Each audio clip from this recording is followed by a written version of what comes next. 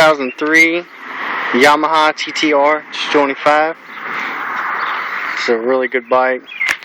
It was stored for several years, so it doesn't really have much wear and tear. Very few hours on it. Factory tires, still like new. Hasn't been any accidents or anything like that. Maybe driven through a little bit of brush, but nothing crazy.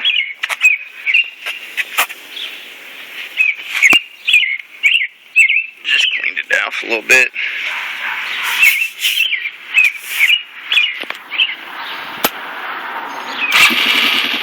Starts right up.